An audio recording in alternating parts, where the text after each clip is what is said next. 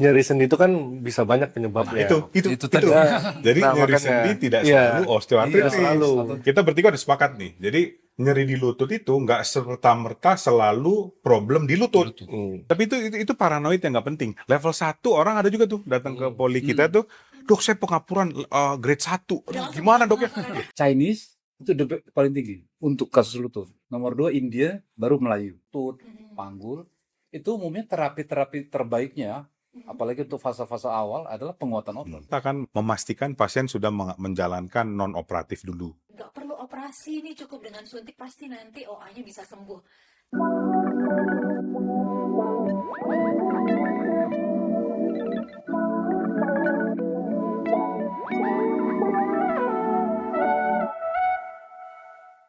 Halo Gatam Squad, apa kabar kalian semua? Semoga semua selalu dalam keadaan sehat ya. Kami ucapkan selamat datang di Join Talk.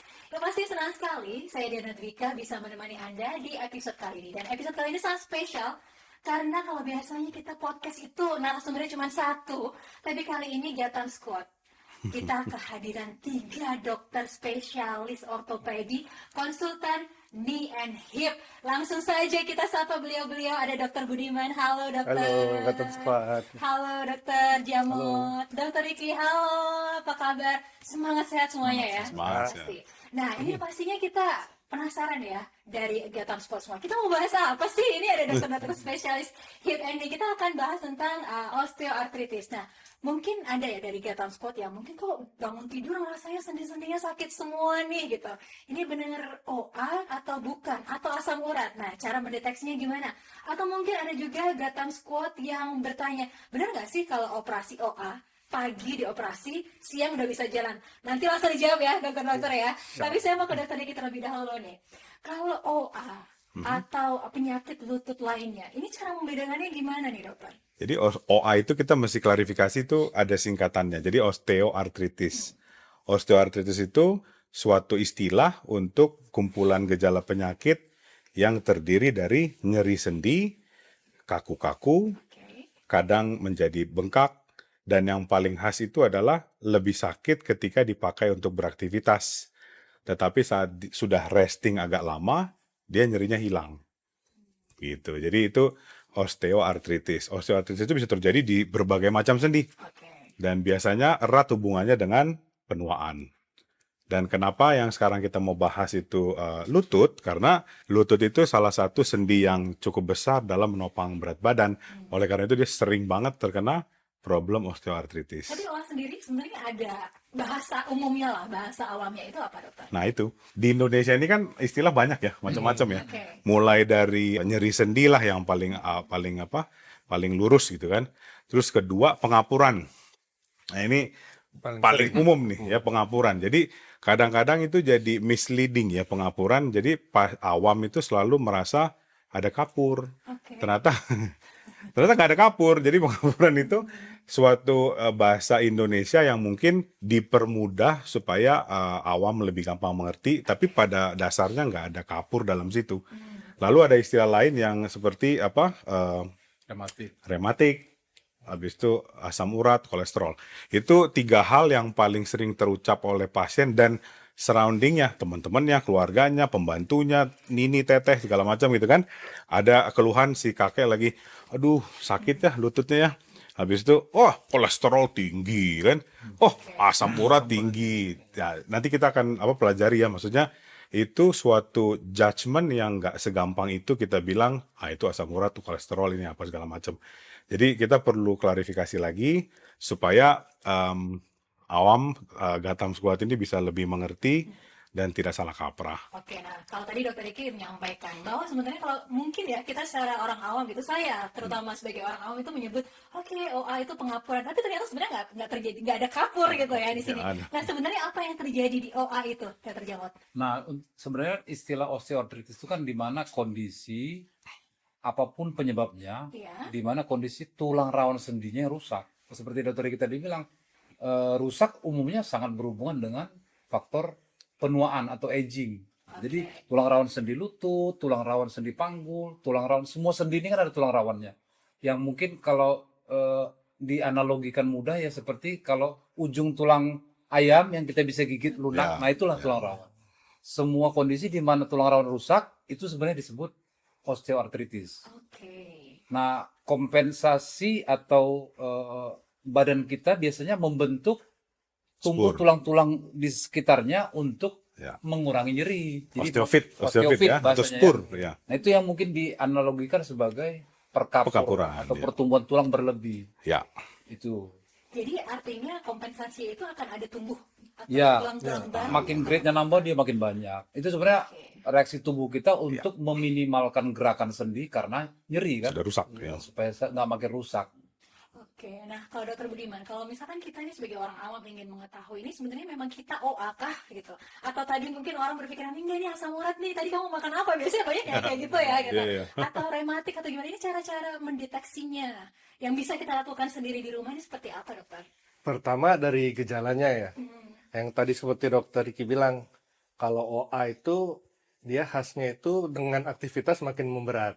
Misalnya jalan yang cukup jauh, naik turun tangga gitu. Oh, Itu berarti ini nyeri? ya makin jalan makin jauh, makin banyak naik turun tangga, aktivitasnya makin berat, dia makin nyeri. Oke. Gitu. Terus kedua, bisa kalau untuk menyingkirkan dengan yang lain, sebetulnya kalau OA sendiri menegakkannya gampang, cukup dengan X-ray biasa, X-ray lutut, posisi berdiri, diambil dari AP. Tapi kalau pengen menyingkirkan dengan penyakit yang lain, seperti asam urat, rematik itu banyak tahapan lab yang harus diperiksa. Ada lab-labnya juga, seperti bisa juga buat menyingkirkan kolesterol ya dok ya. Ya. Kolesterol, asam urat diperiksa asam uratnya, rematik juga diperiksa rheumatoid factornya gitu-gitu. Tapi sebenarnya kalau OA bisa kita lihat dari profil pasiennya, misalnya dia perempuan, usia lanjut, terus misalnya sudah menopause atau berat badannya agak berlebih, kemungkinan besar memang lebih ke OA gitu. Jadi artinya memang untuk menegakkan diagnosisnya itu kita perlu untuk cek-cek yang lain dulu itu seperti asam urat, kolesterol dan sebagainya dulu Betul. atau Ya, Itu namanya kalau- sebutnya diagnostic workup. oke. Diagnostic workup itu kan macam-macam ya, mulai dari pemeriksaan radiologi, pemeriksaan lab, dan pemeriksaan spesifik lainnya. Jadi diagnosis penyakit itu nggak segampang kita membalikan tangan tuh. Ada pasien datang terus kayak ahli nujum gitu, ini asam urat, nggak kayak begitu. Jadi kita sebagai seorang praktisi medis perlu dasar fakta yang kuat untuk bisa membuat suatu diagnosis. Dan diagnosis itu ribuan jutaan. Jadi nggak segitu gampang sih untuk bikin suatu diagnosis ya. Oke, itu tadi kita bisa mendeteksi dari ciri-cirinya ya, gejala-gejalanya seperti itu. Nah, Iya. kalau penyebabnya seseorang itu akhirnya menderita OA, Dokter Jomot, ini apa yang menyebabkan orang itu tiba-tiba tulang rawannya ini aus Aus, gitu ya. Dokter ya? Nah, sebenarnya secara umum dibagi dua kelompok besar. Ada penyebab primer dan sekunder. Nah, primer biasanya umumnya istilah primer seperti darah tinggi primer, nggak tahu. Nah, ini biasanya dikelompokkan yang paling sering adalah proses penuaan. Seperti dari Dokter Riki, bahwa biasanya wanita sudah menopause. Kalau belum, itu biasanya kecil kemungkinan pengapuran. Karena memang porsi terbesar pengapuran atau osteoartritis itu adalah pada wanita sudah berhenti haid. Memang itu ada korelasinya, hormonalnya gitu. Nah, dari tadi itu kita bisa lihat nanti kalau tidak ada penyebab jelas, kita masukkan ke kelompok primer. Salah satunya aging, proses ya. Kalau jelas seperti misalnya dia masih muda, mungkin pernah operasi di sekitar sendinya, pernah kecelakaan, pernah cedera olahraga, infeksi, hal-hal apapun yang membuat resiko atau kerusakan si tulang rawannya, endingnya osteoartritis. Itu yang disebut sekunder. Itu yang secara umum sih. Oke, tapi ini saya juga sebelum podcast hari ini nih ya, saya sempat tanya nih di sosial media saya gitu. Banyak loh ternyata teman-teman saya yang masih muda-muda itu juga ngerasa, kok sendi-sendi saya nyeri ya gitu. Padahal saya aktif berolahraga gitu. Ini kira-kira juga mengarah ke sana atau bagaimana? Nyeri sendi itu kan bisa banyak penyebabnya. Itu tadi. Jadi Nah, nyeri makanya, sendi tidak iya. selalu osteoartritis. Iya, selalu. Atau tidak terlalu Jangan pura-pura. kita menggeneralisir tuh. Itu perlu tahu tuh. Jadi mesti dilihat dulu satu ya profil pasiennya. Ya. Masuk nggak ke kriteria OA gitu kan. Ya itu tadi kan usia lanjut. Usia lanjut, Kalau misalnya biasanya dia wanita. usia muda, dilihat dulu penyebabnya. Yang tadi dibilang pernah cedera nggak, pernah trauma nggak, atau pernah bermasalah nggak lututnya, infeksi atau apa gitu yang membuat kondisi sendi lututnya rusak gitu. Kalau enggak ya mungkin perlu digali, yang tadi Dokter Ki bilang perlu digali lagi nih penyebabnya apa dengan periksa-periksa lab, MRI, imaging seperti gitu. Nah, ini saya mau coba untuk menebalkan lagi nih dokter. Tadi kan sempat disampaikan cedera karena aktivitas atau overuse lah ya mungkin ya. Itu juga bisa menyebabkan OA. Apakah memang olahraga high impact, kemudian kita yang berat badannya overweight, itu juga bisa menyebabkan OA dokter? Overweight ya. Ya bermaksud seperti itu. Salah tanya. Jadi maaf ya. Jadi memang osteoartritis erat kaitannya dengan satu aktivitas yang high impact Iya. yang dilakukan tapi akumulatif. Jadi itu bukan suatu single injury yang tiba-tiba disulap jadi osteoartritis, enggak. Itu suatu akumulasi yang juga banyak faktor lain berperan seperti genetik, habis itu ya degeneratif usia, habis itu overactivity, kemudian ada juga faktor dari pola hidupnya yang kurang mendukung ke arah pola hidup yang sehat sehingga penuaan lebih cepat terjadi. Oke. Atau pada kasus di mana memang pekerjaan atau karirnya itu membutuhkan gerakan eksplosif yang berulang-ulang sehingga terjadilah wear and tear. Itu kan suatu hal yang ya normal saja terjadi gitu kan. Jadi kalau bicara soal osteoartritis ya banyak yang kita bisa pertimbangkan, tapi balik lagi tadi tuh primer apa sekunder, nanti penanganannya akan berbeda dari situ. Kata kuncinya tadi tuh multifaktorial. Jadi nggak cuma satu penyebab aja, jadi bisa banyak penyebabnya. Oke. Gitu. Tapi memang kalau sejauh ini pasien-pasien dari dokter memang kalau dulu kan mungkin gitu ya, zaman dulu gitu, itu lebih banyak orang-orang yang udah usia tua gitu Iya. ya. Tapi kalau sekarang lebih ini nggak sih, lebih banyak nih yang anak-anak muda juga udah terkena OA dan seperti itu nggak sih, dokter? Sepertinya sih enggak ya, enggak istilahnya kodrat alamnya nggak berubah sih, tetap Oke. tetap aja mostly kebanyakan pasien osteoartritis itu memang didominasi wanita sudah menopause, dan biasanya ada datanya tuh peaknya itu biasanya di atas 65 tahun. Ya. Itu udah ada datanya memang. Jadi kalau misalnya datang nyeri lutut misalnya nenek di atas 65 tahun, itu kalau Yang kita pikirin medis kepikiran pertama ya, pasti itu. Tapi datang 38 tahun 38 gitu kan. tahun nyeri lutut Osteoartritis biasanya itu jauh kita bukan pikirin pilihan yang lain. pertama itu yang kita Iya. pikirin kan. Jadi kita pikirkan yang lain dulu. Yang lain dulu. Walaupun memang kan kita sering baca juga ya di jurnal-jurnal terakhir itu ada memang faktor peranan lain selain berat badan. Kan banyak yang sudah dipelajarin mengenai profil lemak ya. Profil lemak, Jadi lemak yang berlebih komposisi dalam tubuh itu Reaksi membuat suatu reaksi inflamasi yang berlebih Peradangan ya. Peradangan yang ya berlebih. secara sistemik sehingga membuat tulang rawan dan satu kompleks sendi itu akan lebih cepat mengalami kerusakan. Tapi itu bukan satu faktor yang berdiri sendiri, dia juga berbarengan dengan faktor-faktor lain yang kita sebutin tadi untuk mengemas suatu paket osteoartritis. Oke, jadi ini artinya bisa menjawab nih ya kekhawatiran dari Gatan Squad semuanya. Kalau misalkan nyeri sendiri pasti OA, belum tentu ya. Berarti diagnosisnya juga harus ditegakkan. Nah, screeningnya harus apa nih biasanya, Dr. Budiman? Kalau screening, pertama memang dari profil pasien kan. Iya. Kita lihat tadi dibilang kan, perempuan usia di atas 60-65 yang mungkin lebih ke OA kita mikirnya pertama. Terus cara menegakkan diagnosisnya juga gampang. Kalau memang kita OA primer ya dengan ronsen aja. Tapi ronsen ini juga banyak yang bukan kurang ada yang kurang tepat ya istilahnya ya. Jadi ronsennya itu kan ronsen lutut dari depan dan samping. Oke. Nah, dari depannya itu harus ditambah dengan berdiri atau weight bearing. Jadi kadang-kadang ada pasien tuh misalnya dia inisiatif ya, misalnya ronsen sendiri ke lab atau kemana gitu. Fotonya foto lutut aja depan tiduran. Ya, dari depan samping tapi dia sambil tiduran gitu. Itu tidak menggambarkan kondisi OA-nya gitu. Jadi karena dengan posisi dari berdiri nanti kita bisa dapat, selain bisa menegakkan oh ini benar OA, kita bisa melakukan grading juga dari OA-nya gitu. OA-nya grade 1K, 2 atau 3 gitu. Jadi bagusnya dari kalau ronsen yang dari depan tuh sambil berdiri gitu ya. Tapi Gatan Squad ini agak kritis. Pasti pertanyaannya, emang kenapa dong posisi berdiri? Karena kan kondisi OA-nya itu kan kita lihat pas pasiennya sedang weight bearing. Ada beban. Jadi ada beban menumpuk. Jadi ronsennya itu mensimulasikan kondisi pasien pada saat menumpu beban gitu, menumpu Kan berat. Diana pernah lihat ronsen kan? Iya, iya. Ronsen itu kan yang kelihatan putih itu kan tulang. Iya. Yang hitam itu jaringan yang kurang padat dibanding tulang. Nah, di antara tulang paha, tulang betis kan ada celah tuh selalu kan kalau normal. Nah, celah itu biasanya terisi oleh tulang rawan. Yang hitam itu ya. Iya, di antara dua tulang. Tapi ketika kita tiduran, celah itu bukan hanya terisi oleh tulang rawan, tapi karena kita tiduran terlentang gitu, nggak ada beban, dia bisa aja agak lebih renggang sedikit. Jadi tidak merepresentasikan celah sendi yang seharusnya muncul ketika kita Kita kasih berdiri. beban. Iya. Nah, kalau berdiri, celah yang muncul itu yang merepresentasikan tulang rawan itu akurat karena nempel tuh tulang rawan dengan tulang rawan. Artinya kalau tulang rawan itu kan kelihatan di ronsen hitam.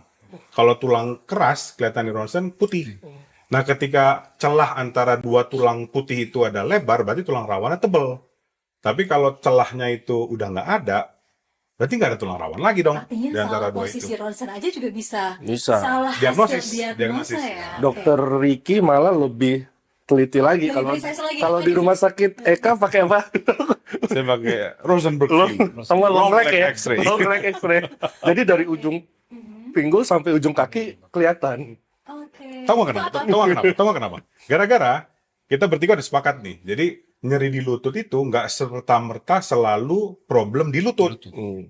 Kan dokter Jamal mungkin bisa bilang. Jadi mengenai apa hip yang ternyata hip problem, yang ternyata nyerinya di lutut. Nyerinya lutut. Ada kan kayak gitu? Ada ya Ada, kasus seperti itu ya dokter ya? Karena kan memang kebetulan kan lutut dan panggul itu Sharing. banyak sharing otot Saraf. Oke. dan Saraf sarafnya otot, juga ya. gitu.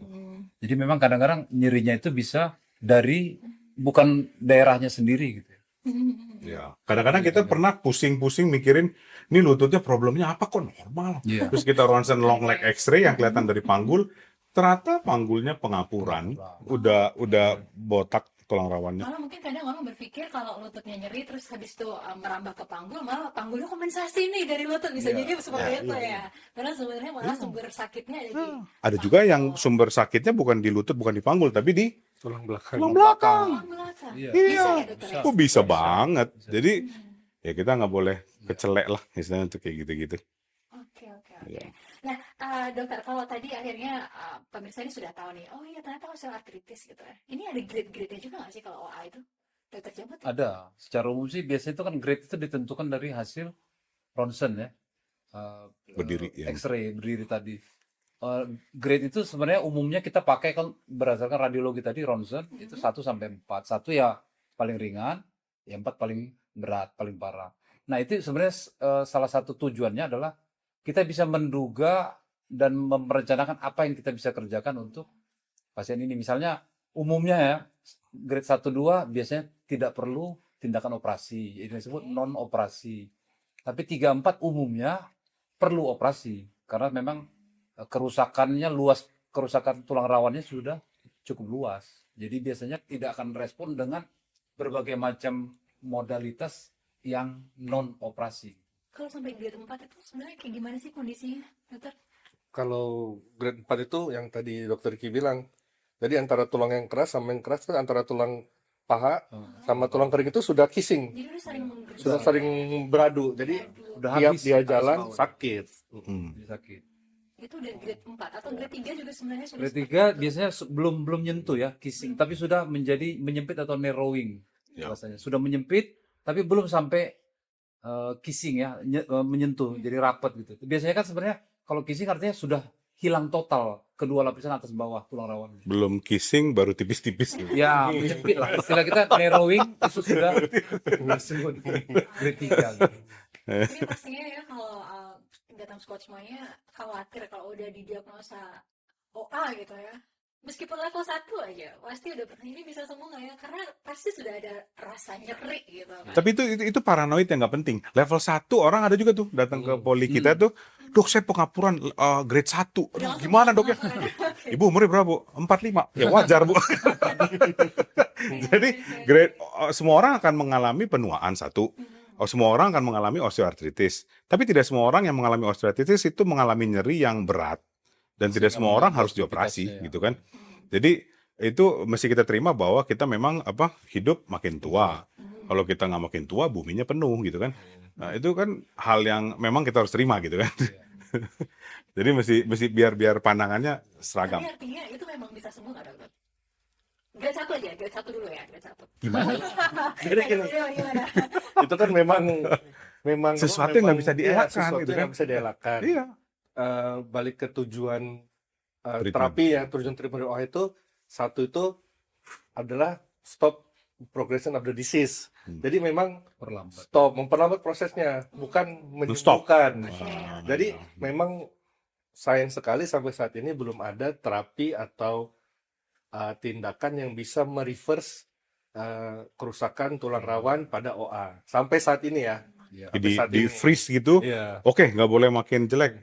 Sayangnya belum ada. Jadi Belum ada. intinya Iya. tulang rawan itu kemampuan regenerasinya tidak baik. Jadi memang itu harus tahu dulu bahwa regenerasi tulang rawan itu buruk. Jadi memang sampai sekarang teknologi atau obat-obatan pun umumnya belum berhasil mengembalikan. Karena memang sifat sel tulang rawan itu memang regenerasinya tidak baik. Oke. Kok kayaknya Tidak kaget mudah. Mbak? Nanti bisa sembuh ya. Ini jadi saya Dia beda kan seperti patah tulang gitu kan. Tulang itu kan bisa tumbuh yang baru ya. Jadi kalau patah tulang bisa nyambung, tapi kalau tulang rawan walaupun muda misalnya karena kecelakaan yang kena tulang rawan, olahraga sehingga tulang rawan rusak, itu susah memang banget ya. kemampuan kembalinya susah gitu. Ya. Kemampuan Jadi kembali susah. balik lagi memang bahwa nggak usah takut ya. Jadi kalau semua orang pasti akan mengalami suatu pertambahan usia pasti. Yes. Habis itu akan mengalami penurunan fungsi organ-organ tubuh, sendi tubuh, itu pasti.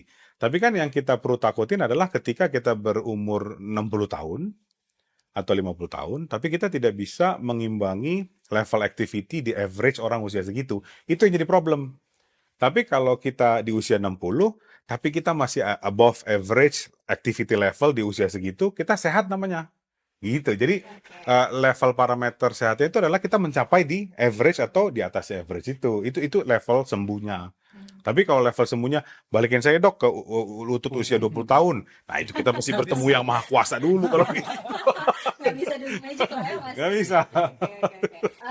Selanjutnya nih, gimana caranya supaya kita itu bisa mencegah gitu ya terjadinya OA atau minimal kalau memang harus terjadi gitu ya karena faktor penuaan, Ya. setidaknya memperlambat gitu. Gimana dokter Jamal? Nah, tadi kan yang menarik itu sebenarnya kan pertanyaan kenapa sih banyakkan wanita tadi pada wanita itu kan mengalami menopause. Nah, yang turun adalah hormon kewanitaan. Dalam hal ini namanya estrogen dan progesteron. Hormon itu salah satu fungsinya adalah menjaga kesehatan tulang dan sendi. Jadi sendi dalam hal ini ya, kelenturannya, kelembapannya, jadi nggak terlalu kering gitu ya. Begitu dia turun dengan 50 tahunan bisa Indonesia ya, wanita Indonesia, dia terus sampai umur 65 makin turun. Itu yang menyebabkan kenapa possibility kemungkinan dia makin rusak ya tinggi. Beda sama laki-laki kan tidak ada istilah menopause. Itu menjawab kenapa wanita yang tinggi, memang jauh, tinggi sekali. Oke. Ya 90-10 ya kalau untuk lutut ya, tapi kalau untuk yang lain nggak terlalu inilah. Ada yang 70-30, tapi kalau untuk lutut terutama Asia angkanya tinggi sekali. Terutama Asia, kenapa nih? Apa nih? Nah, pertanyaan itu juga ada datanya. Tadi seperti Dokter Riki bilang, ternyata faktor ras Oke. itu juga ngaruh. Dan Genetik itu ya. ada penelitiannya. Misalnya contoh ya, Caucasian atau Eropa itu lebih tinggi kasus OA-nya atau pengapurannya hip, panggul dibanding lutut. Nah, Asia kebalik. Ini yang lebih tinggi. Nah, itu kita susah jawab kenapa? Ya itu faktor ras. Itu faktor ras. Nah, untuk Asia sendiri ada lagi penelitiannya. Chinese itu paling tinggi untuk kasus lutut. Nomor 2 India, baru Melayu. Ya mungkin orang Jawa, Batak itu kategorinya Melayu lah. Itu ada datanya. Ini ada faktor genetik juga nggak sih? Ya tadi Dokter Riki bilang. Ada. Iya. Iya. Faktor ras itu maksudnya genetik. Jadi ada yang kita bisa kontrol, misalnya berat badan Iyalah, bisa kontrol. Activity, Aktivitas. Activity olahraga, yang impact, ya. yang high impact kita bisa kontrol. Tapi kalau gender, misalnya perempuan tinggi kita nggak bisa. Kemudian faktor aging tadi kita nggak bisa Usia. kontrol. Ras kita nggak bisa kontrol. Jadi ada yang bisa dikontrol, kita kontrol. Yang nggak bisa, ya kita nggak bisa kontrol. Itu untuk penanganan umumnya sih sebenarnya itu. Kecuali mungkin 100 tahun ke depan seorang calon bayi bisa pilih kan mau pakai Yes. rasa apa gitu ya. Keras apa? Dia Bisa otak-atik. kontrol. Tapi mungkin dipertegas lagi mungkin kira-kira kiat-kiatnya tuh apa ya kira-kiranya gitu Kalau kan. tadi ternyata estrogen akan menurun, perlu nggak nih kita mulai dari sedari muda Sebenarnya harus kalau multivitamin ditanya atau secara apa? medis, Oke. terapi yang paling efektif untuk menghambat itu adalah ya terapi hormon. Betul. Segala hormonnya turun. Itu secara medis ya. Untuk menopause. Ya, menopause. Ya, Cuma kan tidak semudah itu. Kita mungkin tahu kalau terapi hormon itu syaratnya banyak. Biasanya harus dihandle yang kompeten umumnya adalah dokter kandungan, dokter obstetrin ya. Obstetrik ginekologi yang ngontrol. Sebenarnya secara medis ya kita kontrol dong. Kenapa nggak Hormonnya. dikontrolnya hormon? Sebenarnya itu hormon replacement terapi. Cuma banyak itunya. Syarat-syaratnya banyak lah. Ya. Efek samping seperti misalnya contoh kan obat-obat KB itu kan hormon. Iya. Kita tahu sendiri lah. Jadi paling tidak tahu bahwa terapi hormon itu sebenarnya ada tempatnya, ada, tapi terbatas dan harus selektif. Dokter harus yang kompeten yang menghandle. Oke. Jadi kita sebelum berbicara lebih jauh gimana cara menanganinya ya, ada di level 1 sampai level 4, kita juga ingin tahu gimana mencegahnya dulu nih dokter ya, supaya Gatam Sport semua agak relief lah gitu. Kalau olahraga nih, orang yang aktif olahraga, perempuan terutama di sini tadi ya, dia kira-kira akan lebih lambat nggak nih? Tergantung terjadi OA-nya? tergantung olahraganya. Iya. Tergantung olahraganya. olahraganya. Tapi mungkin di antara semuanya mungkin kalau saya nggak tahu ya, ini pendapat saya mungkin yang paling gampang dikontrol dan paling memang mempengaruhi itu mungkin berat badan ya. Berat badan ya. Yang paling Berat badan. Jadi kan kalau dia memang makin berat tentu saja beban di lututnya makin berat gitu. Melebihi standar kapasitas fisiologis lututnya sehingga gampang pengapuran. Terus olahraga betul olahraga, tapi olahraga juga yang tadi kalau olahraganya high impact ya justru akan menyebabkan lututnya jadi rawan cedera dan berujung ke pengapuran. Meskipun itu sudah rutin dilakukan sejak muda. Iya, walaupun sudah muda. Jadi misalnya tadi kalau dia wanita sudah menopause biasanya kecuali tadi ya dia udah well trained nih sebelum menopause udah well trained. Tapi kalau ujuk-ujuk udah mendekati menopause malah dia pilih olahraga yang high impact sangat tidak dianjurkan. Dia harus tahu bahwa fisiologi dia sudah mulai berkurang hormonnya kan tadi. Iya. Harusnya dia switch ke atau pilih yang impact, low impact atau no impact. Jadi low impact, high impact itu sebenarnya itu masing-masing orang tuh beda-beda porsinya. Jadi masing-masing orang punya physical capacity yang berbeda. Jadi yang sebenarnya untuk orang yang masih muda dengan capacity yang baik, nggak perlu takut ya untuk berolahraga dengan high impact misalkan. Nggak perlu takut dong.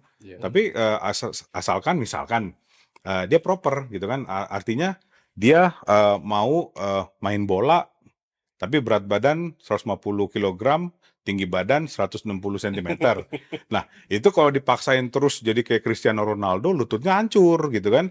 Nah, jadi ada yang mesti dipertimbangkan keselarasan antara kapasitas fisik dengan olahraganya.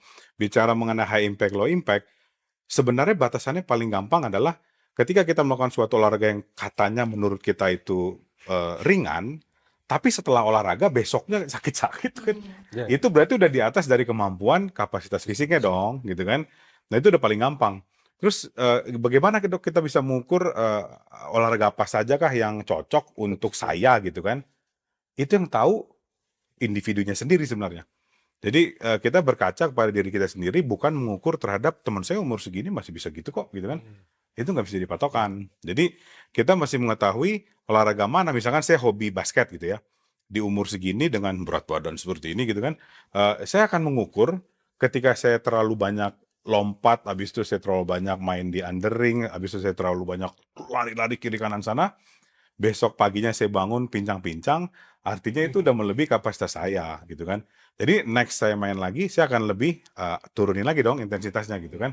Nah, itu cara kita beradaptasi terhadap kapasitas kita tuh kita pilih yang mana. Jadi masing-masing orang beda-beda deh. High impact, low impact tuh beda-beda ya. Jadi kalau kita tegasin semuanya mesti low impact, nanti ada yang nggak bisa mencapai suatu target yang maksimal juga gitu kan. Oke, ya ini pasti generasi FOMO juga harus paham ya. Iya, Karena iya, sekarang lagi betul, tren betul, dulu betul. kan kalau zamannya COVID kalau nggak salah pada sepedaan semua Oh, gitu kan. beli Terus, sepeda. iya, terus tiba-tiba sekarang jadi maraton Maraton. semua gitu ya. Tapi tidak mengukur porsinya diri sendirinya seperti apa. Betul, Ternyata betul, efeknya betul, bisa betul. sampai separah itu. Iya. Jadi misalkan ada suatu akademi atlet yang kita tahu kan yang profesional, misalkan akademinya Barcelona lah atau apa segala macam, yang direkrut di klub itu yang secara akademi itu dari kecil loh. Dari kecil gizinya diperhatikan, jam tidurnya disiplin, habis itu tidak boleh yang pola hidup yang tidak baik gitu kan. Dan itu penguatan ototnya dari dini. Jadi mereka dipersiapkan dengan badan yang superhuman sebenarnya dari kecil. Lalu mereka digenjot dengan regimen training yang segitu kerasnya, tapi dipersiapkan. Oke. Nah, kalau tidak ada persiapan, tiba-tiba kita digenjot dengan seperti level atlet, ya rusak. Hmm. Nah, itu suatu hal yang memang kita perlu aware. Dah, itu aja sih. Ya. Dokter, kalau biasanya ya kalau kita ngomong kayak penyakit-penyakit yang paling umum terjadi di Indonesia kayak stroke, jantung, itu kan pola hidup sehat itu bisa mencegah semuanya. Nah, tapi kalau ini OA gitu, pola hidup sehat dan olahraga yang sesuai kapasitas kita itu memang benar-benar cukupkah, bisakah untuk bisa menghambat itu? Betul banget. Bisa ya? Iya, Oke. yang kita ketahui bersama ya, sebagai suatu praktisi medis yang benar-benar mendalami lutut dan panggul, sendi itu perlu bergerak untuk Bergerak, bisa oke. menjalankan ekosistem dalam struktur organnya. Kalau sendinya nggak bergerak, tidak ada cairan sendi yang bisa menghantarkan nutrisi dari sinovium ke dalam cartilage. Oke. Karena cartilage atau tulang rawan itu tidak punya suplai pembuluh darah direct. Dia hanya dapat nutrisi itu dari cairan sendi. Cairan sendi itu diproduksi dari kita bangun tidur, habis itu tidur, bangun tidur, dia produksi disedot, diproduksi disedot. Tujuannya sebagai medium penghantar nutrisi dan exchange metabolite gitu kan. Nah, kalau cairan sendi itu tidak bergerak, maka dia tidak bisa menghantarkan ke seluruh permukaan tulang rawan. Jadi kalau kita diem doang, 2 bulan nggak gerak itu, hancur sendinya. Malah tambah parah ya, malah. Iya, iya.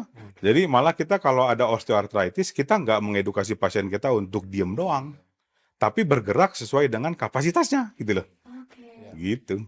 Dokter, oke. Kalau kita lihat ya di realitas sekarang nih, kan sekarang kayak menjamur ya tempat-tempat gimnastik, gym gitu kan. Itu mereka berpikiran kalau kita tuh perlu untuk penguatan otot. Nah, ini ada impactnya nggak atau ada manfaatnya nggak untuk tulang rawan kita menjaga kesehatan tulang rawan kita? Ya untuk osteoartritis kan memang itu terapi utamanya. Misalnya kita ambil contoh yang ini ya, sendi-sendi yang untuk dipakai menumpu ya, Iya. seperti lutut, Mhm. panggul. Itu umumnya terapi-terapi terbaiknya, Mhm. apalagi untuk fase-fase awal adalah penguatan otot. Oh, Iya, strengthening muscle. Itu ya the best-nya. Bukan obat-obatan seperti tadi kan kita udah sepakat tuh bahwa dia regenerasinya buruk. Jadi obat-obatan tidak ada yang menjamin bisa mengembalikan fungsinya.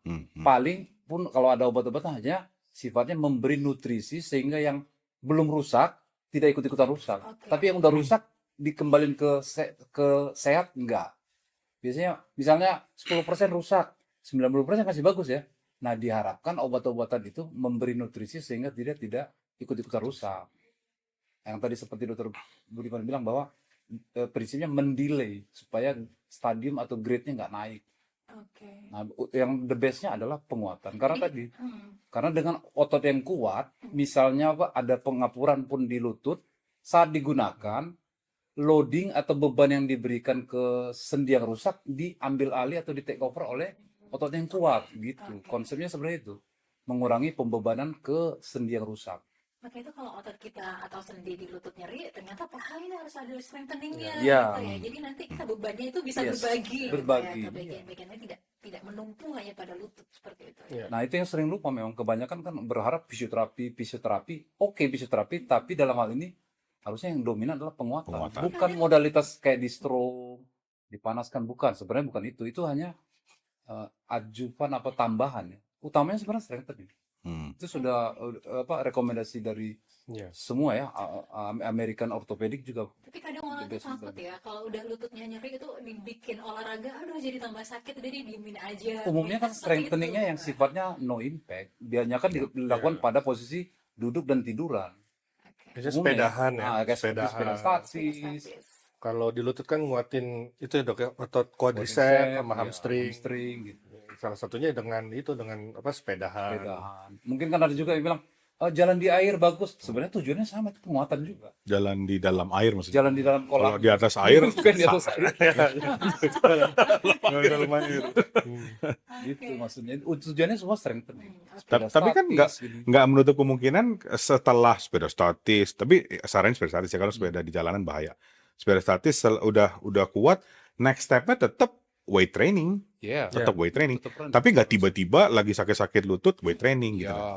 Ada gradasinya Ya, gitu. itu mungkin dokter Becky bilang kadang-kadang datang ke kita bengkak hebat. Kita nggak mungkin, Bu, maaf nggak ada obatnya ya. Ibu latihan nggak mungkin. Kita harus handle dulu kondisi akut. Jadi nyeri akutnya, bengkak akutnya Ya. kita bereskan. Itu yang kadang-kadang diberikan suntikan anti radang seperti steroid. Itu kadang, tapi kita tahu batasannya. Nggak, itu bukan untuk ngobatin, hanya menekan Radangan di radangnya. awal. Nanti kalau udah tenang, baru Ya. balik ke strengthening gitu. Ya, dan obat-obatan yang kita berikan itu kan obat-obatan antiinflamasi.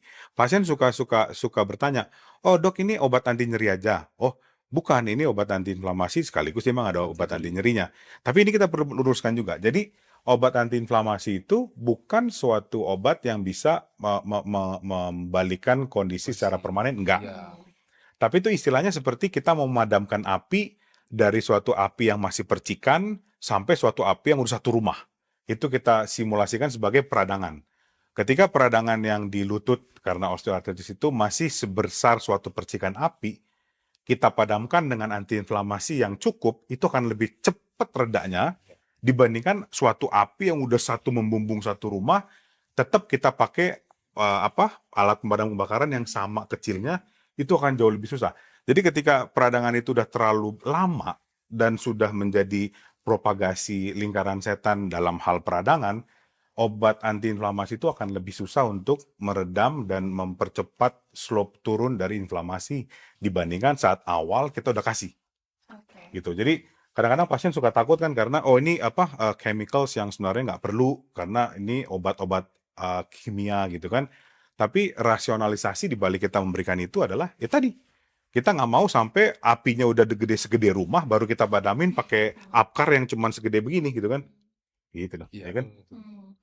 Dok, tapi kalau mungkin ya ada juga gatan squat yang kalau sudah merasa nyeri nih di sendi, kompres pakai es. Benar atau salah nih, Dok? Salah satunya Itu sih. salah satu modalitas penanganan radang itu ya dengan Tapi didinginkan. yang paling sering bukan dikasih es loh, Mbak. Pakai apa? Yang Wah, panas-panas. dikasih mentega, Oyo. kecap, habis itu apa namanya itu? Apa? balsem, Balsem. pare, Jahe diparut gitu kan. Kadang-kadang minyak Inggris gitu kan. Habis itu saya tinggal suruh goreng aja gitu. tapi yang sering terjadi di masyarakat itu banyak oles-olesan yang sebenarnya kita perlu lurusin tuh. Kenapa kita perlu semacam cold therapy atau ice pack gitu kan, karena itu lebih netral dan bisa lebih menurunkan inflamasi secara baik. Tapi memang jangan sampai lupa. Ada orang taruh ice cold pack gitu, dia lupa dilepas, merah dia tuh. Hati-hati tuh ya. Saking dinginnya es, kalau kena kulit lupa kita lepas, kebakar. Iya. Iya. Jadi harus hati-hati nih ya. Hmm. Kita inginnya menyembuhkan ternyata menimbulkan hal yang lain gitu ya. Iya. Oke. Nah, kita sekarang masuk ke yang pengobatannya nih. Tadi ada grade 1 sampai grade 4 OA gitu ya. Kalau untuk 1 2 itu penanganannya seperti apa, Dr. Budiman? Kalau misalnya grade 1-2 kan lebih ke non-operasi ya, Iya. non-operatif. Pertama yang perlu ditekankan adalah pasiennya harus sadar dulu, harus tahu dirinya bahwa lututnya sudah ada pengapuran atau udah ada OA. Jadi jangan melakukan hal-hal yang memperberat. Jadi dimulai dari gaya hidup. Gaya hidup itu jadi dimodifikasi. Kalau misalnya berat badannya berat, harus dikurangin. Kalau misalnya aktivitasnya juga banyak naik turun tangga atau banyak yang high impact, juga harus dikurangi. Kita juga suplemen untuk kesehatan sendi juga boleh diperbanyak. Yang kedua, ya obat-obatan. Obat-obatan sebetulnya buat OA bisa gampangnya itu bisa dibikin simple, obat yang diminum atau obat yang disuntik ya. Kalau obat yang diminum kan mungkin dari analgetik, obat nyeri lah. Karena kan terapi utama OA itu nyeri. Satu analgetik, terus kedua suplemennya. Sama suntikan juga yang tadi dokter Riki bilang, suntikan sama dokter Jamut sudah singgung, ada suntikan juga suntikan buat radang atau nyeri dan ada suntikan buat suplemennya. Ini 1-2 pun juga Ya. kadang Iya, memerlukan bisa itu ya. dipakai ya. Nah, dua itu sih yang perlu di eman-eman karena kita masih ingat ini penyakit kan tadi kan bilang nggak bisa sembuh ya. Jadi nggak mungkin misalnya kita minum obat nyeri seumur hidup gitu. Jadi ya obat nyeri diminum kalau nyeri saja. Nyeri saja. Gitu. Mesti dieman-eman Tapi gitu. perlu fisioterapi nggak sih kalau masih level 1 atau 2 itu perlu nggak? Tadi Tadi fisioterapi yang saya bilang, penekanannya di mana? kanannya. Jadi intinya kalau pasien bisa kita edukasi dan latih untuk penguatan atau strengthening, Oke. karena sebenarnya efisiensinya paling efektif tuh at least 2 kali sehari kerjain. Jadi susah kita ngadepin kalau pasien datang ke rumah sakit atau ke tempat fisioterapi paling hebat 3 kali seminggu. Ya. Sementara itu kurang efisien. Sebenarnya paling bagus tuh pagi dia kerjakan, sore dia kerjakan. At least 2 kali strengthening exercise. Tapi kalau yang kayak kan ada kayak saya pernah tahu ya namanya radio frekuensi ya yang disinar seperti itu. Oh, infrared maksudnya? Infrared ya. oke. Infrared, Infrared. ya. Atau kadang ada yang Ultrasound. diberi gel kemudian di Ultrasound. ultrasound. Ya. Ada yang Seperti itu. strom, TENS. Nah, ya seperti itu apakah juga disarankan atau bagaimana nih? Itu salah satu modalitas treatment yang sebenarnya kami sebagai ortopedik surgeon kami nggak mendalami itu. Nanti ini menarik nih. Jadi kita mungkin besok-besok akan mengundang rehab medis Oke. untuk membicarakan mengenai porsi treatment dari tadi ultrasound, infrared, habis itu muscle strengthening gitu kan. Intinya modalitas treatment itu banyak dan berguna sesuai dengan porsinya. Jadi kita nggak akan membuat suatu pilihan treatment untuk suatu kondisi yang tidak sesuai. Nah, itu butuh kerjasama antara ortopedi, rehab medis, penyakit dalam segala macam Iya. untuk memberikan formulasi terapi yang pas untuk individu pasien ini. Oke. Jadi kalau ditanya apakah ultrasound, habis itu infrared segala macam punya tempat dalam terapi osteoartritis, punya, Punya. tapi dengan indikasi yang sesuai gitu loh. Ya. Mungkin kalau saya tambahin secara umum ya, ini penelitian yang banyak nih. Apapun pilihan terapi non operatif, baik Siap misalnya jalanin, ya. mungkin pernah dengar tuh Iya. pakai magnetik lah, Iya. pakai laser, Akupunktur juga, akupunktur sebagai ini semua. juga sekarang bisa ya. Itu dikelompokkan sebenarnya sama tujuannya, Ajuvan ya. adalah mengurangi gejala akut. Hmm. Jadi kalau misalnya lagi nyeri hebat, tadi mungkin terapi yang dokter Riki bilang modalitas mungkin dipanaskan diatermi, ultrasound tuh bisa mengurangi, tapi jangan berharap menyembuhkan Ya. pangkalnya atau sumbernya. Ya, Enggak bisa. Jadi itu dikategorikan mengurangi gejala akut. Hmm. Semuanya itu. Oke. Semuanya. Harapannya mungkin dengan gejala akutnya selesai Pasien atau at bisa- least temporary Iya. enak, pasien bisa strengthening exercise, muscle, strengthening. exercise, Iya. bisa menjalankan pola hidup yang lebih Betul, baik. betul. Jadi itu kayak menyediakan suatu window period bagi pasien untuk gue bisa lebih baik lagi nih gitu loh. Artinya memang nggak bisa single solution ya. Iya, misalnya ada iya. terapi kayak Multi-modality. gitu. Multimodality, Oh, oh. faktor yang dikontrol. Oke. Oke, nah terus kalau yang ini ada yang mungkin sekarang dari kata squat di level 3 atau 4 ini biasanya yang disarankan seperti apa Dr. Riki untuk pengobatannya? Ya, level 3 dan 4 itu tetap pada dasarnya kita akan memastikan pasien sudah menjalankan non-operatif dulu. Non-operatifnya dulu. Kita pastikan dia sudah menjalankan non-operatif tapi dengan proper. Karena ada beberapa yang sih sudah dok kasih obat dok gitu kan, tapi kasih obat tapi nggak perbaiki pola hidup gitu kan. Saya udah menguatkan otot dok tapi berlebihan malah ngerusak gitu kan. Saya udah lari-lari 50 kilo sehari, wah tambah rusak gitu kan.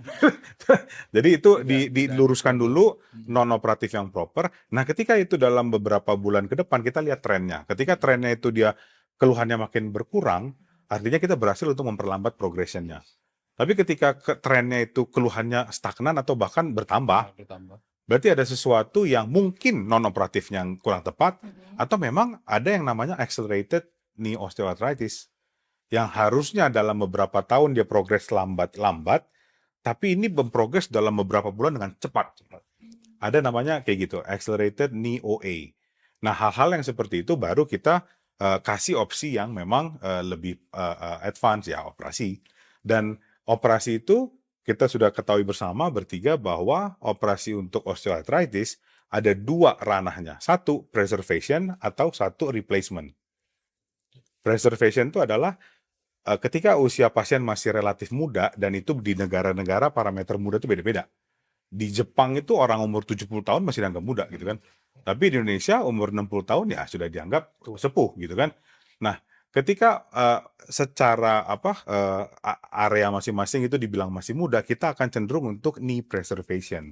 Ini preservation. Dengan cara mempertahankan lutut biologik yang ada dengan cara operasi yang memang banyak tuh kita bisa melakukan misalkan repair meniscus, high tibial osteotomy dikombinasi, kemudian cartilage repair itu untuk kasus-kasus pasien yang memang cocok untuk dilakukan itu. Di sisi lain adalah replacement. Replacement itu adalah penggantian sendi. Itu dua treatment yang memang jalan-jalan sendiri tapi untuk indikasi yang berbeda. Nah, yang dimaksud dengan replacement adalah ganti sendi ini. Total knee replacement. Jadi kita membuat suatu sendi artifisial dengan harapan si pasien tersebut bisa balik ke level activity yang seharusnya dia bisa. Oke. Gitu loh. Total jawabannya seperti apa bisa digambarkan ke kita? Total knee replacement ini kayak ngeri ya kalau misalnya Iya, kita dengar gitu kalau ya. kesannya memang bilang, oh ganti sendi atau lebih serem lagi bilang ganti lutut. Oh iya, kita Kesannya bikin serem dipotong banget. gitu. Potong ganti gitu. Padahal yang enggak. Sebenarnya kan intinya tadi kan kita udah tahu tuh yang rusak sebenarnya Ganti lapisan lutut tulang ya. rawannya. Ya sebenarnya lapisan tulang rawan yang rusak itu yang Dilapisi kita ulang. kikis. Ya. Oke. Kita kikis sambil dibentuk supaya implan yang dari logam itu bisa duduk dengan pas. Apa ini titanium atau Sebenarnya Cobalt tetap chromium. tiga komponen sih. Dia ada titanium, stainless sama cobalt chrome. Ya. Tapi mungkin yang lebih artinya pasti di badan Iya. manusia itu tidak ada penolakan. nggak ada penolakan karena udah uji Resistance. bertahun-tahun. Oke, oke, oke. Pasien suka ngerti loh, titanium dengan cobalt chrome lebih tinggi cobalt chrome sebenarnya. Iya. Oke. Lebih kompatibel untuk biologik itu cobalt chromium sebenarnya. Gitu loh. Jadi kadang kan pasien suka ini implannya udah paling Implannya bagus dok. apa gitu ya? Titanium dok. Oh bukan ini cobalt chromium. Ya jelek dong dok. Oh bukan itu di atas aja. Jadi sebenarnya hanya diganti itu ya kira-kira 2 sampai 4 mm lah yang kita Kikis. serut atau kikis. Nanti diganti dengan permukaan logam yang anatominya persis seperti Lutut. lutut. Misalnya yang kita kikis tulang paha, nanti kita ganti size-nya pun ada kan sesuai dengan size pasien kita siapkan dari yang terkecil sampai terbesar. Begitu juga tulang keringnya juga kita kikis sekitar gitu tadi sekitar 4 mili sampai 8 mili baru kita gantikan. Jadi sebenarnya mengganti lapisannya gitu. Bukan ganti lutut Lututnya gitu ini ya. kan. Oke. Lalu tiba-tiba dok kenapa lutut kuda nih dok? Bukan kayak gitu. Dengan prostesis atau logam. Nah, Getam Squad mungkin pernah ya mendapatkan janji-janji manis nih. Kalau misalkan nggak perlu operasi nih, cukup dengan suntik pasti nanti OA-nya bisa sembuh. Saya mau langsung konfirmasi nih. Ini senyum-senyum ini artinya apa nih? Ada siapa-siapa nih dokter yang manis? Silakan. Oke, jadi apapun terapinya, kan tadi udah disampaikan bahwa Ya. sampai saat ini belum ada terapi yang bisa menyembuhkan ya atau mereverse kondisinya. Jadi Ya. semua terapi itu lebih terfokus untuk memperlambat penyakitnya, memperlambat proses penyakitnya seperti itu. Kalau Mas ngomongin tentang suntikan di OA juga banyak. Macamnya banyak. Macamnya. Ada suntik nyeri atau radang tadi yang isinya steroid, ada yang suntik oli atau viskosuplemen kita bahasanya, orang taunya suntik oli. Terus ada yang baru juga nih lagi hangat itu PRP. Terus ada stem cell.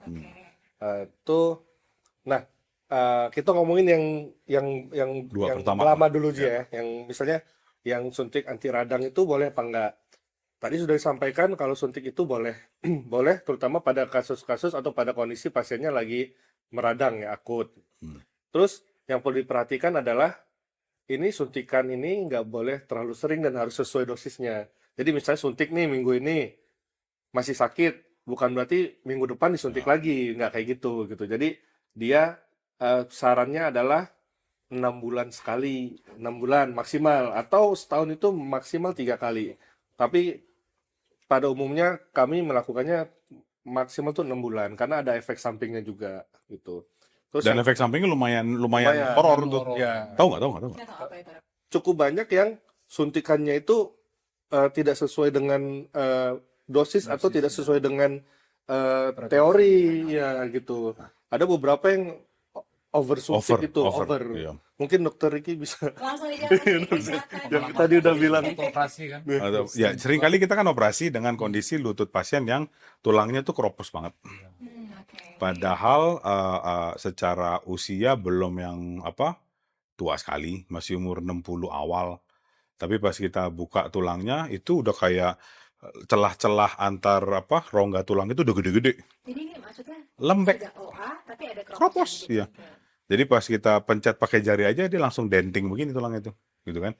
Nah ternyata usut demi usut, ternyata pasiennya juga kadang sering ngaku, ya dok saya udah sering suntik berapa kali. Nah tapi yang paling itunya emang suntik apa bu gitu kan? Nggak tahu gitu kan. Oh jadi kadang-kadang kita pasien juga mesti tahu bahwa ketika disuntik sesuatu, kita sebagai pasien berhak buat nanya ini apa gitu kan. Jenisnya apa, kira-kira efeknya seperti apa. Karena kalau suntik steroid yang di luar dari dosis yang direkomendasikan atau frekuensi yang berlebih menyebabkan lokal osteoporosis pada sendinya. Dan osteoporosis di bawah permukaan tulang rawan itu erat kaitannya dengan kematian tulang rawan yang di atas itu malah. Jadi makin jelek kualitas tulang rawannya gitu loh, atrofi segala macam.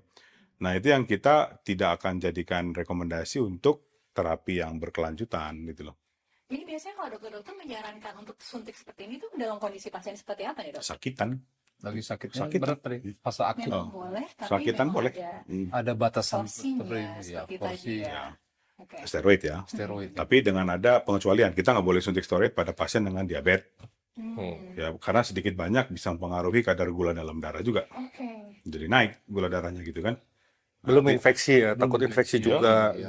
Infeksi, apalagi kalau penyuntikannya tidak dilakukan dengan teknik yang baik, maka target dari cairan steroidnya itu nggak nyampe ke dalam sendi, malah nyangsang di bawah kulit, di jaringan lemak.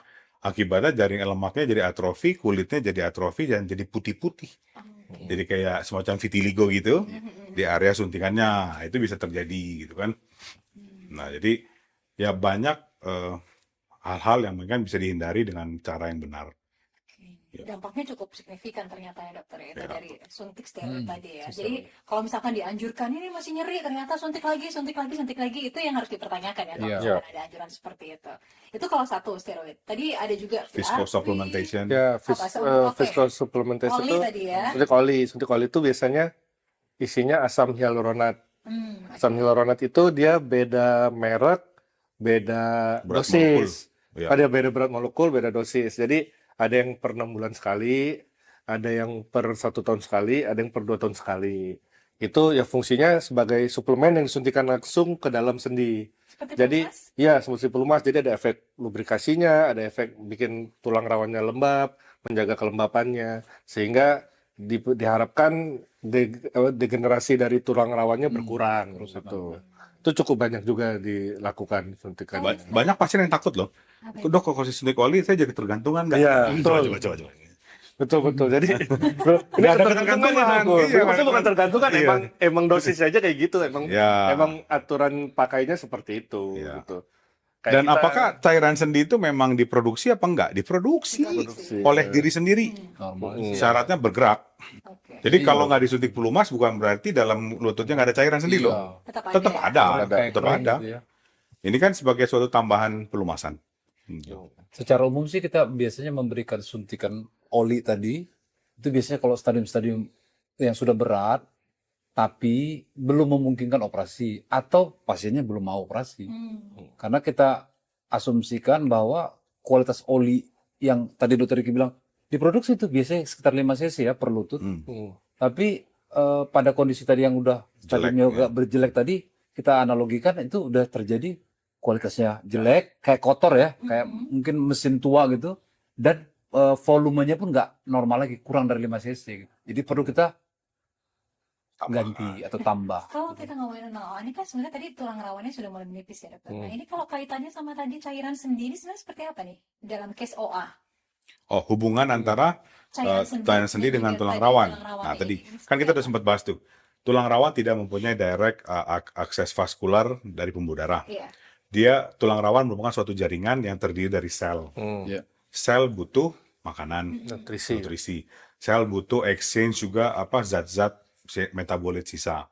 Itu accomplish atau bisa dikerjakan tugasnya oleh cairan sendi. Oh, oke. Cairan sendi itu membawa nutrisi dari selaput sendi yang namanya sinovium melalui suatu difusi lah gitu kan. Kemudian cairan itu menghantarkan nutrisi itu ke sel-sel tulang rawan, tapi dengan menghantarkannya harus dia berpindah tempat. Dia bisa berpindah tempat dengan cara orangnya bergerak. Oke. Gitu loh. Orang yang nggak bergerak, cairan sendinya tidak bisa mendistribusikan dengan baik gitu loh. Nah, ketika cairan sendinya tidak berkualitas baik dan terisi hanya oleh sel-sel peradangan, inflamatorik mediator, itu malah justru memperburuk kondisi dari tulang rawan gitu loh. Jadi fungsi tadi kan pelumasan atau lubrikasinya, fungsi kelembapannya kan jadi kurang tuh. Makin gampang rusak lah si tulang rawan. Makanya kita ganti dengan oli baru. Ya. Nah, kita harapkan lubrikasi dan kelembapannya kembali gitu. Ya. Nah, kalau suntik yang sekarang lagi orang banyak mendengar nih, PRP, apalagi stem cell nih ya lagi naik daun. Ini kira-kira gimana nih untuk case Kayak ulet naik daun. daun ya? Naik daun. Kayak juga ya, naik daun. Teh pucuk dong. Mungkin Bang Jamal bisa kasih pandangan nih. Ya memang sih banyak juga ya kita dapatkan pasien-pasien yang udah punya riwayat ke dok, saya sudah disuntik ini gitu ya. Tapi secara umum seperti tadi kita bilang bahwa kemampuan regenerasi tulang rawan itu kan sulit ya. PRP ataupun stem cell yang benar secara data-data yang kita dapatkan memang sampai saat ini khusus untuk pengapuran atau osteoartritis ya hasilnya belum begitu baik. Nah, kita mungkin bedakan nanti ya kalau PRP pada untuk pengobatan urat atau pengobatan otot itu masih sedikit lebih baik. Tapi khusus untuk tulang rawan memang sampai saat ini sepengetahuan kami dan pengalaman kami memang belum begitu baik. Tentunya memang ada kemajuan-kemajuan yang di depan yang mungkin kita antisipasi bisa memperbaiki efektivitas dari PRP atau stem cell. Tapi yang jelas tadi sempat disinggung dengan Dr. Jamot bahwa terapi PRP atau stem cell yang benar gitu kan, karena itu perlu diangkat ke perbincangan. Jadi jangan sampai kita ditawarkan dalam bentuk stem cell, tapi ternyata bukan stem cell gitu loh. Awam atau Gotham Squad perlu tahu bahwa stem cell dengan PRP itu hal yang berbeda. PRP tidak bukan adalah stem cell. PRP itu sesuatu ya nama simpelnya platelet rich plasma. Ya, sesuatu substans yang diambil dari darah kita diproses untuk diambil beberapa porsi materialnya kemudian disuntikan kembali ke area yang dimaksud. Kalau stem cell itu kita ngomongin suatu dunia yang berbeda. Stem cell itu bermacam-macam juga gitu kan. Ada stem cell, ada stem cell yang diambil dari suatu induk sel dari orang lain. Ada stem cell yang memang dibiarkan dari tubuh sel tubuh kita sendiri, gitu kan. Dan keperluannya dan penelitiannya juga masih berlangsung sampai saat ini. Gitu loh. Jadi perlu tahu stem cell dengan PRP, gitu kan. Oke, nah artinya memang untuk saat ini bagi penderita OA gitu yang di level harus melakukan operasi gitu, ya memang harus disarankan lebih baik operasi ya daripada yang tadi suntik sejauh ini memang masih efektivitasnya untuk yang non operasi untuk kasus grade 3-4 memang operasi masih lebih superior. Ketika terbukti non operatifnya memang gagal tidak ada Dokter Riki improvement. bilang biasanya kita ortopedi umumnya non operatif tetap coba. Iya. Bila gagal atau nggak ada improve 3-6 bulan kita nggak fail atau gagal kita harus berpikir ke operasi. Biasanya tahapnya begitu. Oke, jadi Gotham Squad ini kita perlu tahu ya kabar baiknya di Gotham Institute ini ternyata untuk operasi OA yang menggunakan robotik ini ternyata Gotham Institute salah satu pionirnya di Indonesia. Bener nggak nih dokter? Atau kalau nggak betul. salah satu Betul, pionir, Satu bener ya? pionir, ya. Oke, kalau tadi nih sempet yang kita ngomongin, wah ganti lutut tuh sangat menakutkan. Nah, kalau sekarang sudah ada teknologi dengan robot, seberapa membantu nih, akurasinya, gitu, efektivitasnya seperti apa? Dr. Jamot, silakan. Nah, jadi robot yang ada sekarang di dunia ya, itu yang paling terakhir ya generasi 4. Jadi berdasarkan milestone-nya terbentuk gitu ya. Ya masing-masing ya biasalah kalau generasi terbaru pasti punya keunggulan gitu. Nah, kebetulan di kita di Eka Hospital memang menggunakan yang terbaru. Terbaru. Iya, yang generasi 4. Oke, ini Jadi pasti punya keunggulan lah dibanding generasi sebelumnya gitu ya. Belum ada lagi robot Belum lain ada. untuk Iya. lutut selain setelah robot yang ada Iya, di kita masih tertinggi gitu. generasi 4 ini. Heeh. Oke, tapi ini maksudnya untuk penggunaan robotnya ini dalam hal operasinya, tindakan yang dilakukan si robot ini seperti apa? Apa maksudnya memang dalam hal pembedahannya kah, atau pemasangan skrupnya kah, atau apa? Oh, Ya. jadi mungkin yang perlu saya komentarin mengenai peran robot dalam total knee replacement misalkan, ya kan? Jadi robot itu bukan sesuatu yang seperti Robocop gitu ya, atau robot yang Humanoid. di samping Ya, robot humanoid surgeon 100% gitu. ya. Ada Terminator bukan Nemenin ya? kita, habis itu dia yang ngerjain gitu kan. Nah, kalau itu bukan. Jadi robot itu suatu instrumen yang pintar, akurat, dan bisa mengassist workflow dari surgeon dalam melakukan total knee replacement se-smooth mungkin. Smooth mungkin. Gitu kan. Jadi biasanya kita mengerjakan total knee replacement dengan step-step yang dari step 1 sampai step 25 misalkan. Nah, robot itu benar-benar hadir di samping kita dan benar-benar mengakses kita dalam mengeksekusi dan sebelumnya juga memplanning. Jadi kalau robot yang generasi keempat ini kan kita sudah tahu sama-sama bahwa simpelnya adalah ini lutut pasien ya. Lutut pasien itu seperti semacam kita copy paste ya. Kesejajaran tulangnya, celah sendinya, habis itu ligamen tensionnya, soft tissue propertiesnya seperti apa, kita copy paste ke dalam otaknya si robot, ya kan? Kemudian di otaknya robot itu muncullah suatu grafik dengan angka-angka yang kita bisa lihat mencerminkan lutut si pasien. Jadi sekarang lutut pasien itu kita pindahkan daminya ke dalam robot, lalu kita planning, kita racik tuh potongan tulang paha, tulang betis, kemiringannya, ketebalannya, arah rotasinya itu di dummy yang dari 3D lutut pasien.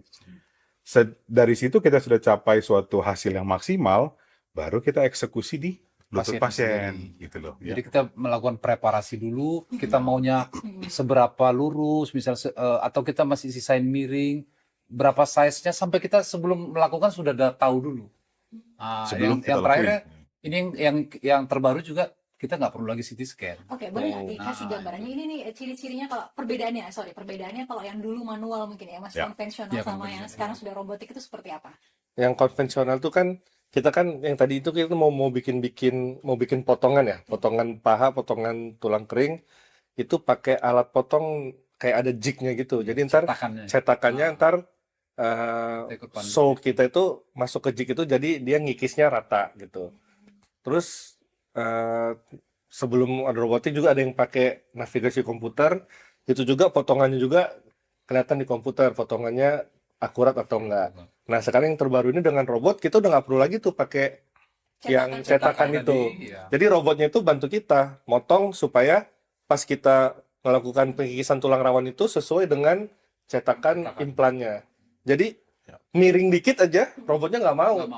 Dia kasih warning. Iya, jadi kasih warning. Jadi feeling dari dokter bedahnya waktu mau motong ada.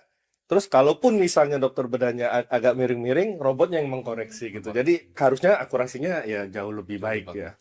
Itu maksudnya fitting ya kan? Ya, fitting dari implan atau prostesis itu terhadap tulang di lutut. Paling gampangnya kayak kita fitting sepatu. Iya, presisi Ya, banget. presisi banget. Kalau kita fitting sepatu tidak baik, maka yang menderita antara sepatunya jebol atau kakinya lecet. Tapi kalau sepatu kita beli salah size, tinggal diganti, beli baru. Kalau implan lutut salah size, itu akan seumur hidup dia tuh. Jadi itu pentingnya bahwa ketika kita melakukan total knee replacement pada kali pertama, atau kita sebutnya primary total knee replacement. Jadi yang dipasang saat pertama kali. Itu yang membutuhkan suatu keakuratan yang tinggi dan harapan ekspektasi untuk durabilitas yang kalau bisa seumur hidup gitu kan. Atau usia Seumur implannya hidup. itu lebih lama gitu. Dibandingkan kita pasang tidak optimal, nanti di tengah jalan pasiennya memang harus direvisi lagi.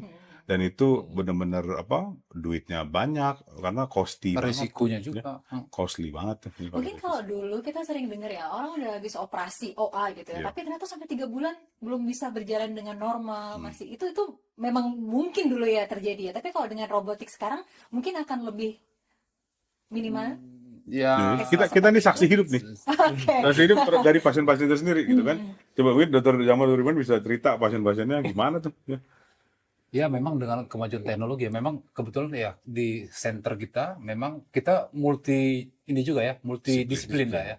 Jadi terutama penggantian sendi lutut itu kan faktor-faktornya banyak. Selain kita surgeonnya melakukan dengan teknik, kemudian dibantu oleh robot yang lebih presisi, juga faktor tadi kontrol nyeri itu penting sekali karena pasien juga nggak mau mengalami pengalaman pasca operasi yang nyeri sekali, itu kita hindarin. Nah itu kita punya tim anestesi atau dokter bius yang spesifik, dia punya teknik misalnya double, biasanya hanya spinal saja epidural, sekarang bisa dengan blok saraf juga, yang benar-benar kita lihat resultnya D1, D2 pasien pasca operasi itu memang signifikan, dia bisa kontrol.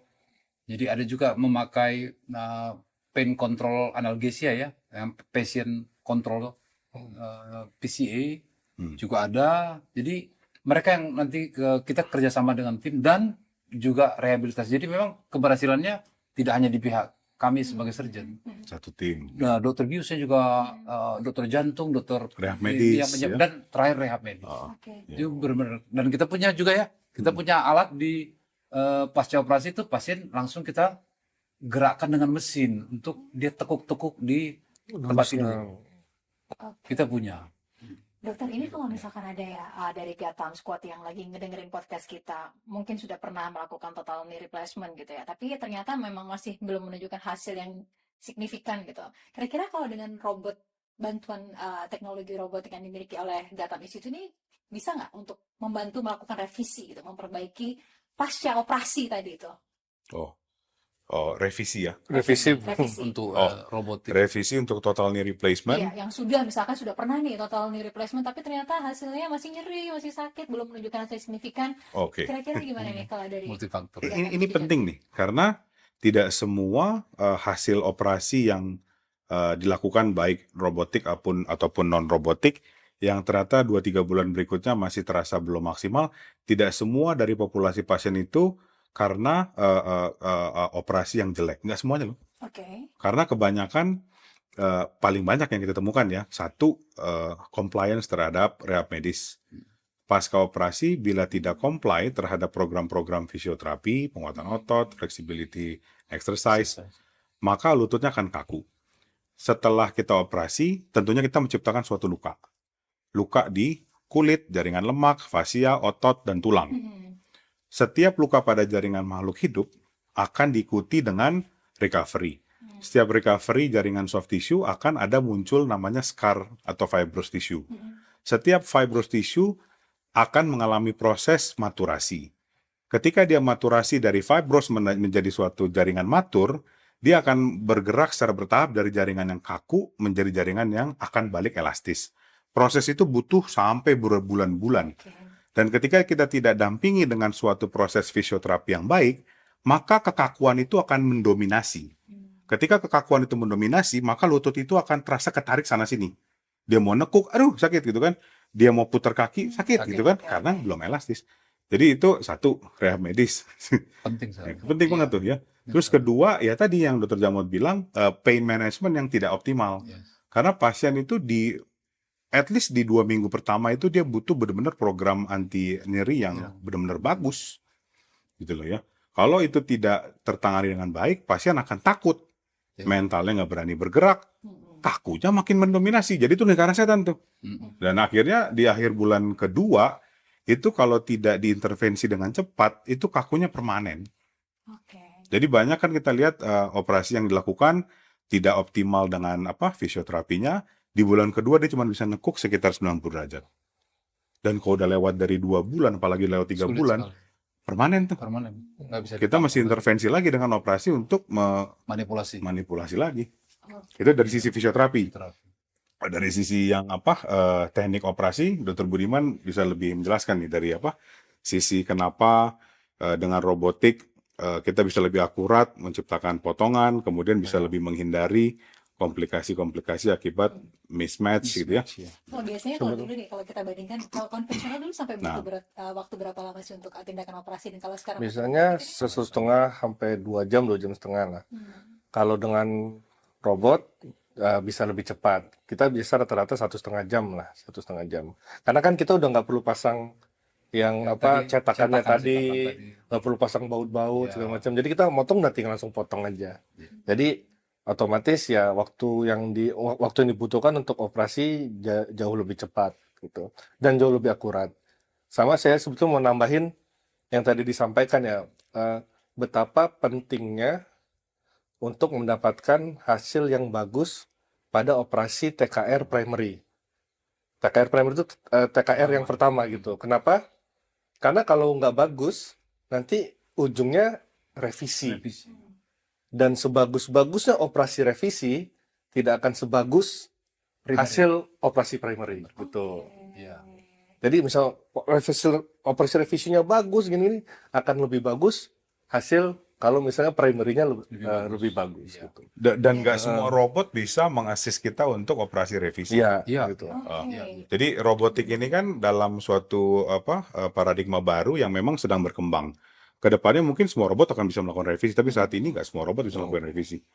Dan revisi itu sangat mahal, terus lukanya lebih besar, perdarahan lebih banyak, dan outcome-nya nggak akan seoptimal primary. tadi ya. Iya. Jadi kita di sini perlu meng-highlight bahwa tadi operasi yang primary ini memang harus Iya. sebisa mungkin sesempurna mungkin gitu ya, sebaik mungkin. Tapi nggak ada gading yang antara tapi. Oh, iya, pasti. Kan nggak ada yang Tapi sempurna. artinya di sini memang teknologi yang saat ini teknologi termutakhir gitu ya, saat ini ada gitu ya. Iya. Sekarang ada Yang di kita gunakan data sama fisik dengan juga. misalnya di Singapura sama, karena memang yang kita gunakan juga manufactured by Amerika, US. Oke. Tapi yang pastinya di sini tenaga medisnya itu juga harus kompetensinya. Ya, pasti kita harus di-train khusus untuk menggunakan merek tertentu dari robot yang kita bawa.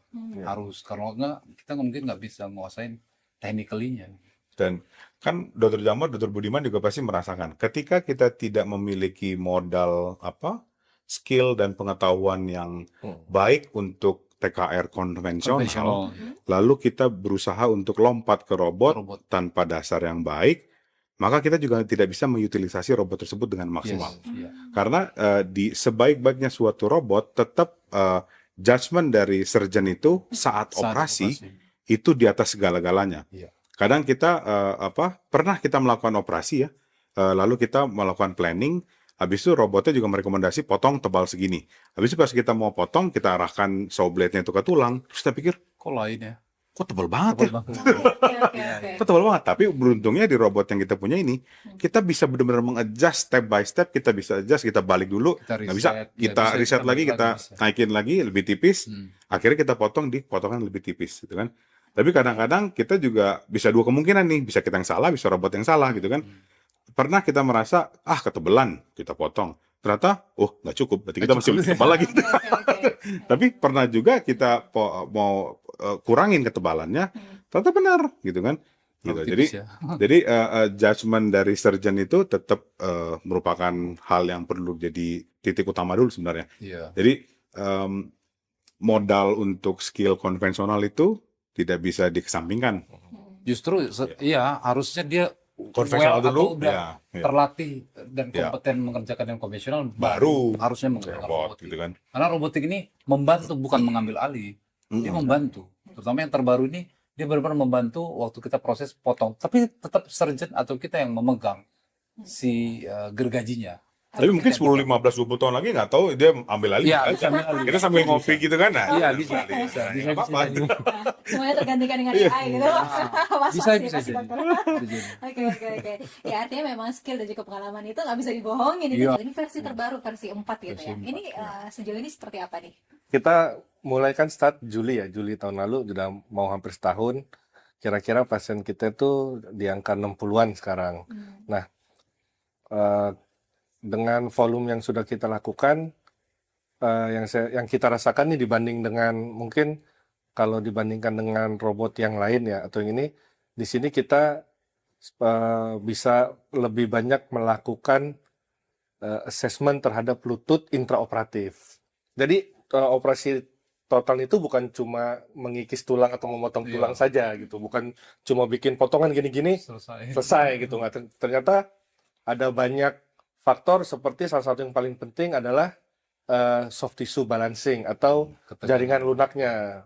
Kalau misalnya kan rata-rata kan tulang sendi lutut itu kalau pengapuran itu kan bentuknya O ya. O itu dia agak ketat tuh di bagian di bagian dalamnya itu bagian medialnya. Nah, itu dengan teknologi yang terbaru ini kita bisa mengakses dengan dipotong segini cukup nggak kita gapnya itu tidak terlalu ketat dan sudah balance dengan sebelahnya. Nah, itu yang menurut saya, menurut kami salah satu keunggulan dari robot generasi keempat yang ada di center kami gitu. Jadi memang kelihatannya tadi tuh ada robot generasi ke-1 mungkin dilihat apa kurangnya, apa bagusnya, yang bagus dipertahankan, yang kurang diperbaiki, lanjut ke generasi kedua, naik ke generasi ketiga, lalu sekarang ke generasi keempat, which is yang terbaru gitu ya. Kira-kira seperti itu. Mungkin dari teman-teman lain bisa menambahkan mungkin sama sih seperti tadi, kita lebih fleksibel di tengah-tengah operasi, kita bisa merubah dengan mudah karena kan tadi semua kita bisa kontrol by monitor sebelum eksekusi. Misalnya kita rasa di tengah operasi masih kurang pas, kita bisa reset lagi gitu. Kelebihan di generasi 4 tuh saya rasakan sih begitu. Karena itu akurasinya sangat tinggi Sangat ya. tinggi. Tapi benar nggak sih kalau ini saya cuma mendengar gitu. Pagi dioperasi di Gatam ya, siang udah bisa jalan, benar nggak? Ini benar-benar banget. Benar banget. Oke. Gimana? Ada cerita pasien yang seperti itu nggak, dokter? Hampir semua pasien kecuali yang pasien bilateral. Bilateral itu kita kerjain kiri kanan. Oke. Kalau kita kerjain kiri kanan, dia akan lebih effort banget untuk bisa bangkit dari duduk kan. Nah, itu biasanya besoknya kita untuk motivate untuk bangkit jalan gitu kan. Tapi kalau yang unilateral, yang satu sisi doang, itu benar-benar kita operasi pagi, itu siangnya jam 2 itu, jam 2, jam 3 itu, dia suruh berdiri, jalan. Gitu kan. Udah bisa jalan. Iya. Di luar negeri memang konsepnya udah pulang sih. Iya. Pulang hari yang sama. Cuman di luar negeri kan Mereka cara kontrol, berpikir ya. pasien juga Pastinya berbeda. beda. Nggak lebih takut dibanding kita di Indonesia gitu kan. Di luar negeri itu dengan nyeri mereka lebih tolerable. Tapi kalau di sini kita masih lebih kita sayang-sayang pasiennya gitu kan. Takut-takut gitu kan. Ya nggak apa-apa juga karena culture berbeda. Tapi sebenarnya kalau mau dipulangin hari yang sama ya boleh-boleh aja gitu kan. Oke. Jadi Gitu. artinya di sini Gatam Squad nggak perlu khawatir ya, karena ternyata sudah banyak saksi hidupnya begitu ya. Pagi dioperasi ternyata siang juga sudah bisa jalan begitu ya. Tapi yang pastinya butuh proses rehab yang cukup panjang pastinya ya. Sekitar berapa bulan untuk rehabnya nih, Dok? Intensif kita tuh di 3 bulan awal tuh harus rehab medis yang benar-benar ikut program. Dan ada kalau kan kita banyak pasien luar kota ya. Ada yang dok bisa nggak tawar deh, jangan 3 bulan. Saya kan ngontraknya mahal gitu. Ya kita minta di sebulan pertama paling nggak Ya, sebulan. pertama.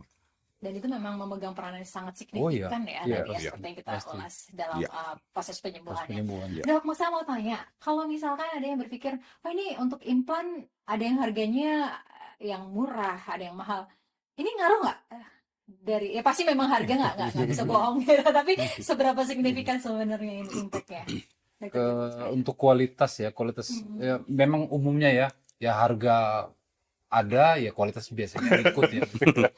Dan memang Tapi apa yang membedakan banget sih, Dok, kalau dari sisi harga itu? secara pabrikan memang material juga pasti beda. Oke. Yang kedua mungkin desain belum mengikuti tren terbaru.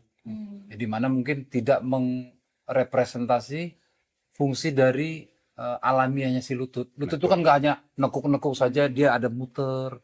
Nah, itu tidak semua implan Desain ya. desainnya itu mengikuti. Nah, kelebihan dari yang tanda petik yang lebih baru dan lebih mahal memang adalah bisa mengakomodir itu. Jadi ya secara umum yang baru dan produk high end ya, yang mahal, bagus, itu biasanya kualitasnya atau hasil akhir outcome-nya juga lebih baik. Oke. Harga nggak bisa bohong ya. Harga nggak bisa bohong. Pengennya hasilnya maksimal tapi maunya harganya yang Dan terakhir durability dan atau umur Oke, si alat juga durability. mempengaruhi. Oke. Karena memang penelitian mereka kan baik dari logamnya atau bahan plastik tengahnya juga berkembang terus. Dia bisa lebih panjang usianya untuk habis ya, untuk wear and tear. Biasanya kan dulu yang standar 15 tahun, sekarang mereka klaim yang mungkin ada bahan campuran keramiknya ya, seperti oksinium itu bisa 25 tahun. Oke. Jadi memang gitu tadi.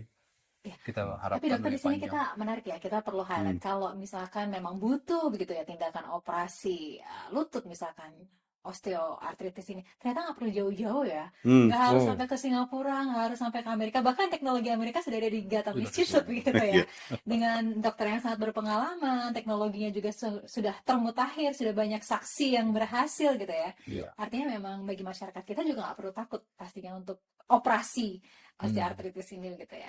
Oke, mau menutup perbincangan kita nih dokter, ada yang ingin disampaikan kepada Gotham Squad semua? Silakan, mungkin dari dokter Budiman, silakan. Jadi memang dengan adanya teknologi itu, kalau dulu kan kita kan, kalau dokter kan sering keluar belajar gitu. Kadang-kadang kita suka kayak suka ngeliat ludah sendiri gitu. Ini kayaknya gue bisa ngerjain cuma nggak ada teknologinya nih di Indonesia gitu ya dok. Ya, Sekarang kita udah ada itu. gue bisa nih kayak gini cuma, aduh teknologinya nggak ada Nggak gitu. ada. Nah, Ya. dengan Atau ya nggak bisa iya, beli gitu ya. iya nggak bisa gitu kan. Betul. Teknologi kita selalu ke belakang, tapi dengan adanya robot yang terbaru ini, kita salah satu yang terbaru, kita itu di ASEAN itu yang kedua setelah Singapura. Jadi kita lebih duluan dibanding Thailand dan Filipina, Malaysia. teman-teman Malaysia tuh kita Bahkan tuh lebih Eropa. Eropa masih Eropa, banyak. beberapa Eropa itu bahkan Di bawah lebih belakang duluan kita. kita, Iya. gitu. Jadi Oke. betapa senangnya kita, makanya kita euforia dengan robot ini karena akhirnya jarak atau burden teknologi itu bisa kita lewatin sehingga operasi kita itu nggak kalah dengan operasi-operasi di luar negeri sekarang. Singapura seperti dokter Jamot Ya. bilang, ataupun kita pakai ini teknologi, memang teknologi Amerika. Jadi bener banget apa yang Mbak Diana bilang, kalau memang mau TKR ngapain keluar negeri lagi, karena semuanya udah ada di sini dan SDM dokter-dokter di Indonesia udah bagus-bagus gitu kan. Tuh, kira-kira itu sih yang mau saya sampaikan. Oke, dokter Jamot mau melengkapi ya? Mungkin saya secara umum ya untuk ortopedi kan kebanyakan orang berpikir kalau berobat ke ortopedi nanti hasilnya pasti operasi. Enggak.